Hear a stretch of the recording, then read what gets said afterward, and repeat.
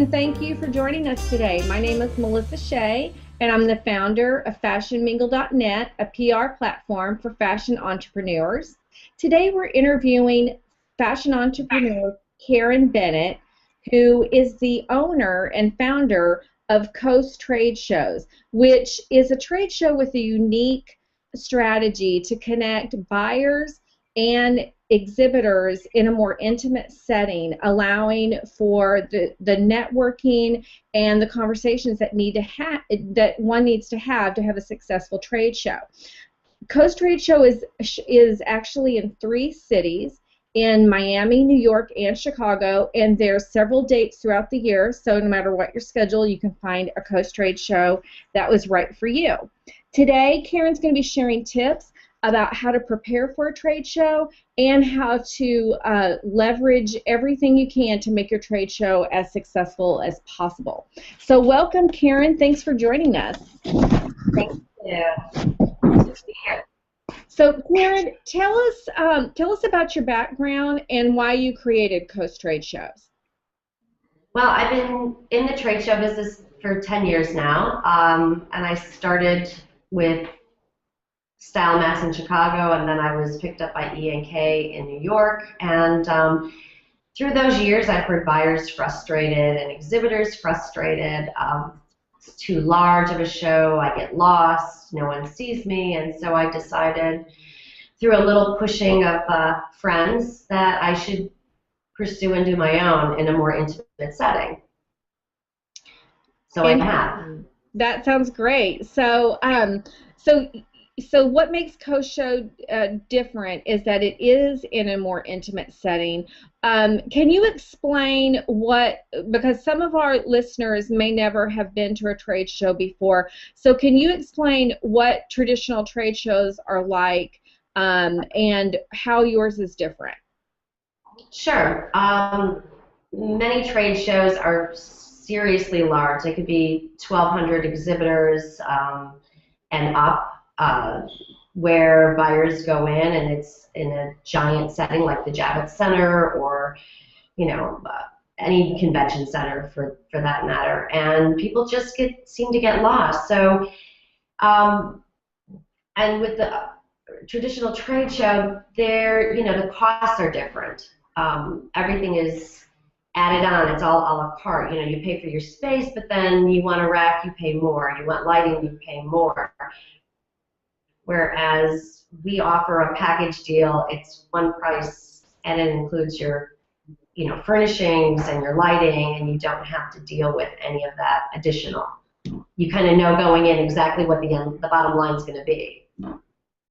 Right, and I think that's a really nice strategy as well because, as someone going into it new for the first time, might try to cut costs, and then once they get there, be really upset that their booth, is maybe not as good as somebody else's booth. So that sounds really, really nice that it kind of puts everybody more on a level playing field.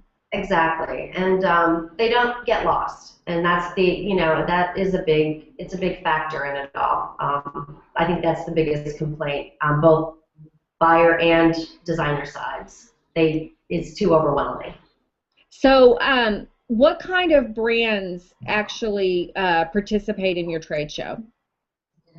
We have brands such as Vera Hoffman, J Brand, Hudson, Vince, Robert Rodriguez.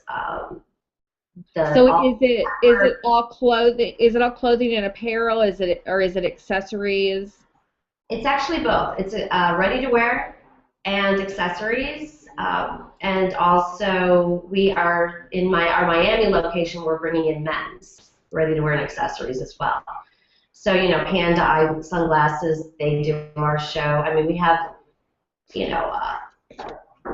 Jessica Elliott's jewelry. She comes in. I mean, so we have Serafina. We have a bunch of different accessory collections as well. But it started as ready-to-wear only, and now we're starting to build areas of accessories, which is great.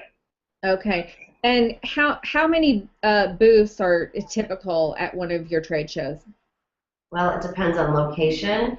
Chicago, we probably have about 60. Miami, we have close to, well, it's going to go higher than that, but I think we're close to 90 and up. And in New York, it's going to be much smaller. We're focusing on 30 to 40 designers, so it's a 30-40 booth show and just keeping it super tight and clean. And hand-chosen designers, like they have to all be screened to get in. Okay, excellent. So tell me, when does a designer know that they're ready to come to a trade show? I think first they need to know what their pricing is going to be and make sure that their production can be taken care of. Because if they go into a trade show and they don't have their pricing right and they don't have their production ready, so if they, say Home Shopping Network picks them up and they say, oh, we want 10,000 or 100,000 of these things, and they can't produce, they just lost that foot in the door, which is key. So they really need to know what their pricing is. They need to know that their manufacturing can be taken care of and delivered on time in order to make themselves successful. And if they don't have that ready to go, then they're just going to lose their sales and they're going to end up having a difficult time. So when a designer comes to a trade show, of course, the ultimate goal is to meet buyers and get sales. But what are all the different things that you can accomplish at a trade show in addition to getting a sale? Sure. They should be their top. I think the most important thing is they should be making contact with buyers, even if the buyer's not going to purchase from them. Get to know the buyers, understand where they are, get to know their neighbors, because designers tend to help each other out. And it's not a competition. Your product is always different. So it's, if someone's desiring you and not your neighbor, there's a reason for it. Obviously, their store needs that, and it doesn't need the other product. So they should be open to getting to know people, making connections, working on their networking while they're there, and just really taking advantage of everything that's coming in. And we always try to make sure that they have, appointments. They need their appointments to make it successful. If they don't have appointments, it may not be a successful show. We can't make appointments for them. We can arm them with some stores and maybe help them out that way, but we can't make appointments for them. So they really should make sure they do their homework when they're there, and that will make them successful, and they'll have a good show. How do they go through the process of getting appointments? Is that just like calling? Do you have a list of the buyers that are going to attend? We do, and we have a target list too. So what we try to do is we try to give them some of the lists, not all of it, because some buyers don't like to be harassed. And we arm them with a little bit of ammo so that they can make, phone calls, or they can do an email blast with like line sheets, and just kind of let people know, hey, I'm going to be here. This is my booth number. And if a buyer really likes the product, they're going to want to come and see it and check the whole show out. Since it's not that hard of a show to walk, it's small. So, right. So it sounds like it's really important that you have a pre-promotion plan in place. Right. And about how far out do you start promoting that you're going to be at the show to the buyers? I would say they should be targeting about 4 weeks, 3 weeks before the show, because once it gets closer, then more emails get into those buyers, and then they get annoyed.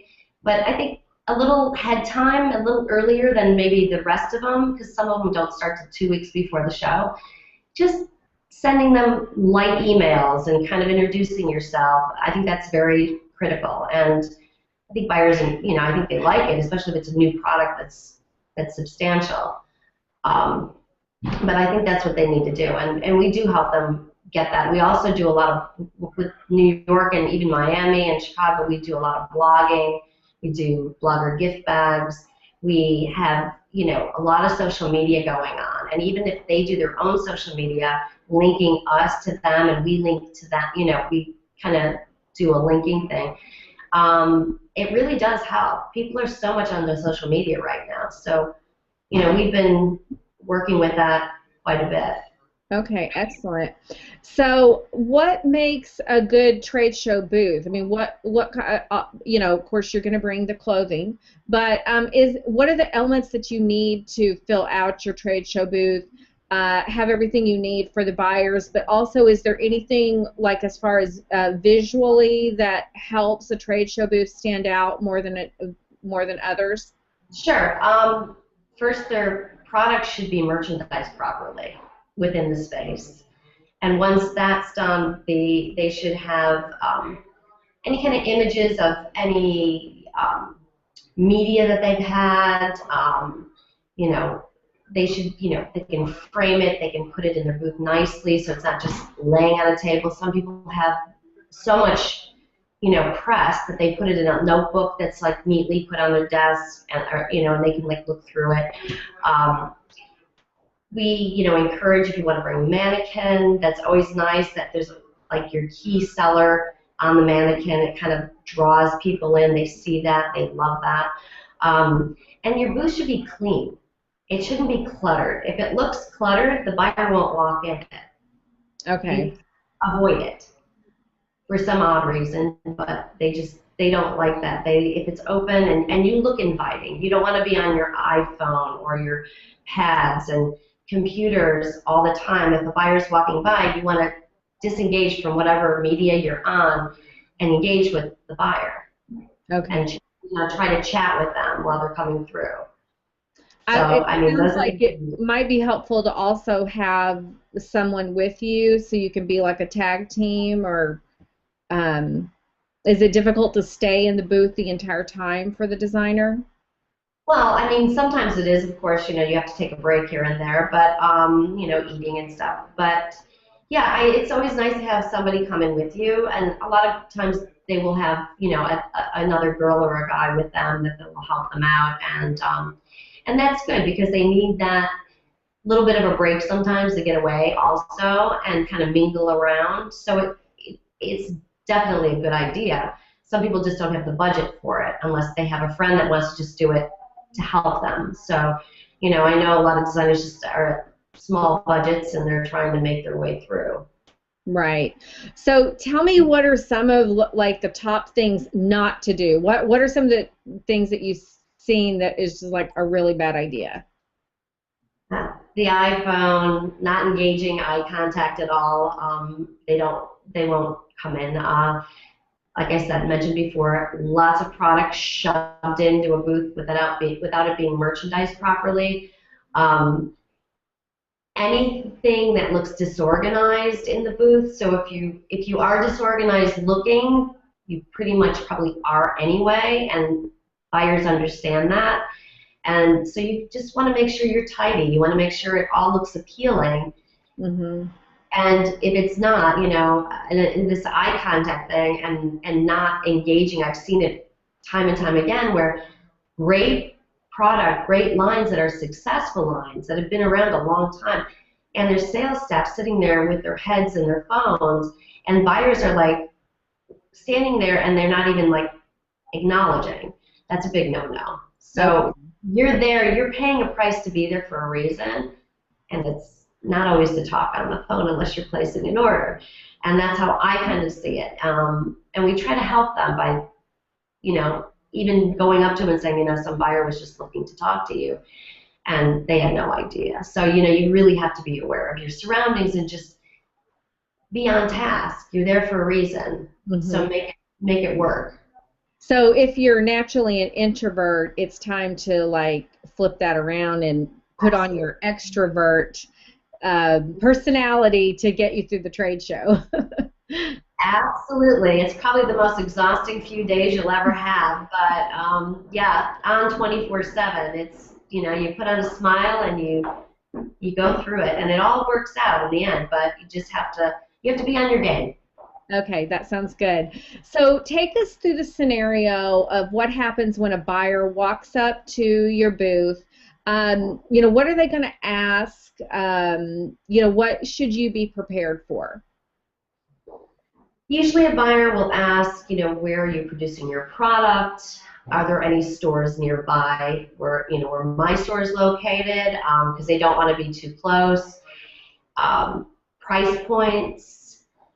Um, oh, and I know I'm missing one thing, but pretty much that's probably about it. Yeah, they just, and they also want to know what their terms are, and if they do drop ship. So, like their terms of payment, and then if they do a drop ship, which is kind of the way of going right now. Everybody's doing it. Okay. So, So the buyer engages you in conversation, you talk about that kind of information, and then is the buyer going to just like say, well, contact me, or are you going to are they just gathering information, or are they going to be more, are they going to give you any commitments right there in the booth? you never know. Sometimes they do. New designers, it's a little more difficult because they want to see you around longer. So if you do one trade show and they never see you again, they may never buy from you. It's just being in their face unless you do road work and they see you, which is, another animal. But you need to definitely get a card, make contact with them, and ask, just tell them, just say, I'll keep you updated. If they're not putting an order in that day, say, would you mind if I send you line sheets? Would you mind if I, keep in touch with you? Or, would you be interested? And, could I have a card? Here's my card. And definitely exchange information.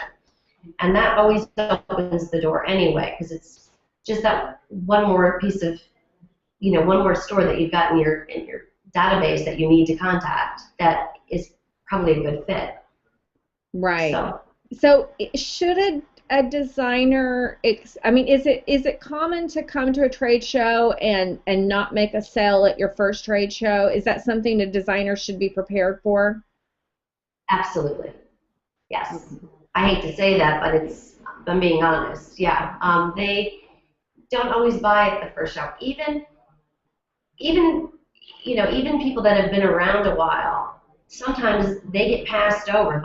They'll be seen, they'll write notes, but they won't put the order in. And they might put it in 2 weeks or in a week, after the show. But a new designer, sometimes they don't write. But getting the buyer's information is part of the process of getting established. So they just have to look at it as a step-by-step guide. You do a show, you mingle with everyone, you get to know other designers, and then you start mingling with the buyers and grabbing their information and giving yours out. And that just starts the ball rolling, and then that's the progression of it. Then the buyer sees you the next show and they go, oh, I remember you, I'd like to order that. And then they'll put an order in. So it's, it takes a little time, but it does pay off. Okay, excellent. So how can designers participate in Coast trade shows? What are the steps to getting registered with you? Well, they would reach out to actually Shirley, who is our sales manager, and her email is shirley@coastshows.com. And she would have them go through like a screening process, which is all via email. So you don't have to send product in. We don't want you to, send us any product. And then we go through the product, we look at the price points, and we make sure it's a fit for the show. Because if it's not, we don't want to sell someone on, just to get the booth sold. We don't do that. We want it to fit within the show itself. So we'll be honest with them. If it doesn't fit, we'll tell them. And so Shirley would then follow up with them and let them know, and then send them a contract if they get through the first process. And then the rest is up to them if they want to participate. Okay, excellent. So so tell me a little bit about the next show coming up and what you need everybody to know about it. Well, the next show's our New York, February 23rd and 24th show. We are doing a little bit of a different twist for this show. It's a little more lifestyle, luxury, ready-to-wear and accessories. So, and it's the smaller show. We're keeping it very, very small. We're only going to be a half a block from the Javits, so on 37th Street between 10th and 11th, so everyone will walk by, which is, it's a perfect location. So we are, doing a lot of blogging. We're doing a blogging party with that one. We're bringing in like really neat designers. Shirley's been handling all of that, and it's starting to come together beautifully. So we're very, very happy, and it's going to be a fun show. It's going to be different, and New York needed something a little different. It didn't need the same contemporary show because there's too many big ones. So we wanted to do something with a little twist. Well, it sounds really fun, and I look forward to seeing you guys grow. You've done a phenomenal job with your business. Can you give me a tip, as the founder of Coast Trade Shows, what's a tip for fashion entrepreneurs out there, that something that you learned that really helped you get your business to the next level? Don't let them beat you down. I hear that a lot, actually. Fashion is a difficult business. I think any business is difficult, but I think dealing with designers and egos and everybody has a right to feel that way because their things are special. And no matter if you're an organizer or if you're a designer or if you're a buyer, everybody has their niche on what they do. But I just think just don't let people get you down. Always keep your chin up and be optimistic because it's really once that happens, you're fine. You'll see it. It just turns. But once you start letting them beat you down, they'll beat you down, and that's not pretty. And so I just want believing in yourself and being persistent about pursuing your goals. You do, and being nice in our business is difficult. I mean, you don't find a lot of people that are easy, and I can imagine manufacturers got to be difficult to deal with. I've never dealt with any, but it's not easy. You've got to negotiate, and it could feel like you've got the weight of the world on your shoulders, but if you could just keep your head up and just keep going, that's all I can say.